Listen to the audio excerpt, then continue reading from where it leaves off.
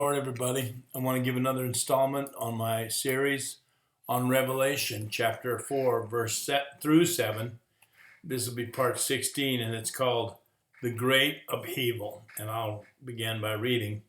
And I beheld when he had opened the sixth seal, and lo, there was a great earthquake, and the sun became black as sackcloth of hair, and the moon became as blood, and the stars of heaven fell to the earth, even as a fig tree casts her untimely figs, when she is shaken of a mighty wind.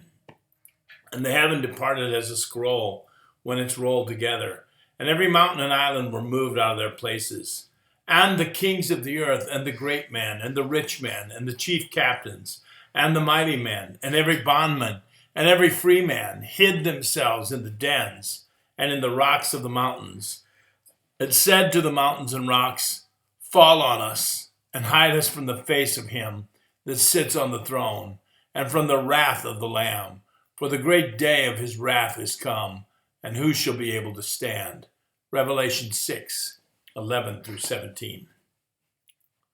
The opening of the sixth seal seems to take us to the very last days of this present passing age. I do not believe Revelation is written with strict chronology in mind.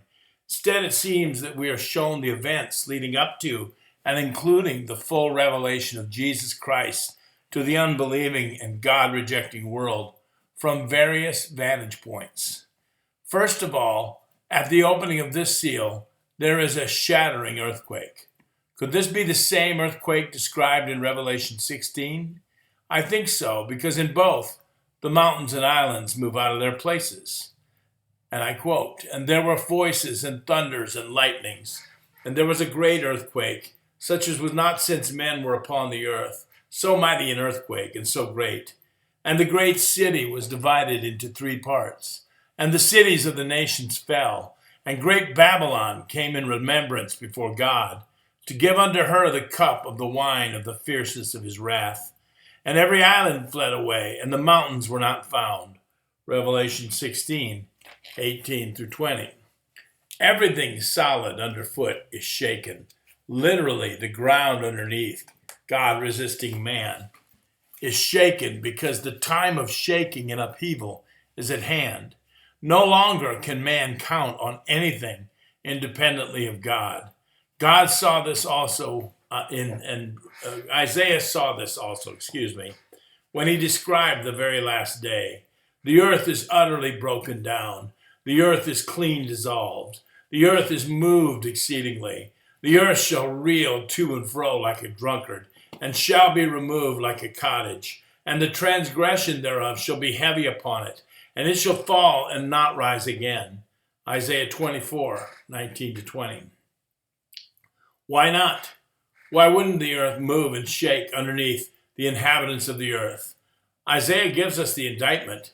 The earth also is defiled under the inhabitants thereof, because they have transgressed the laws. They have changed the ordinances. They've broken the everlasting covenant.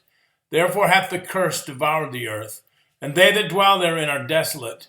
Therefore the inhabitants of the earth are burned, and few men are left. Isaiah 24:5 through 6. The laws that they have transgressed are universal laws, binding upon all men, not just Jews and Christians. It says they have changed the ordinance and broken the everlasting covenant. The human rebellion against the infinite personal God of the Bible is so profound, even the earth is sensitive to it and convulses. The everlasting covenant could refer to the primal ordinances that God instituted in which to undergird the entire human race, even after the fall. Consider just what God ordained in the first 11 chapters of Genesis. Creation is separate from the Creator. The Creator-creation distinction, Genesis 1 through 3. Seed bearing after its own kind, Genesis 2. Man and woman made in the image of God, Genesis 1 and 2. Marriage between one man and one woman, Genesis 2. The sexual roles of man and woman, Genesis 2. Be fruitful and multiply. Procreation is a blessing, the sanctity of life, Genesis 2. Subdue the earth, dress it and keep it, cultivate it and make it fruitful, Genesis 2. Man as Lord over the animals, Genesis 2. The necessity of blood sacrifice in religious worship, Genesis 3 and 4. The death penalty for murder, Genesis 8. Permission to eat meat, Genesis 8. The assurance of 4 seasons, Genesis 8. The separation of the different nation states that they might seek after God, Genesis 10. These are just a sampling of that which God instituted in the very beginning and formative years of human history. But note how humanistic man, in his pride and rebellion, has systematically repudiated each one of these ordinances. We now live in a topsy-turvy world of inverse values because of the overall rejection of God. Now modern man has no problem with the abortion of human beings in the womb, for man is now seen as his own creator and definer of values. The beautiful and complementary male-female roles are rejected and twisted into obscene and tortured caricatures of humanity. Marriage, which is the exalted prophecy of Christ and his church, has been blasphemed, for sodomites hate marriage, thus they clamor to participate in it that they might desecrate it. The so-called Babel effect has almost completely been reversed by technology, and the world is becoming globalized. Now nothing they could imagine is out of reach, unless the Most High intervene once again, as he has done in olden times. Even concepts such as seed bearing after its own kind have been tampered with the genetically modified seed. 4 seasons? Not according to the global warming crowd. Point by point, every one of these ordinances has been renounced. Be fruitful and multiply, but man says there's too many people to sustain on this earth. Whoever sheds man's blood, by man shall his blood be shed. But modern man said this is too barbaric, although he has no problem with abortion. A religion of vicarious substitution?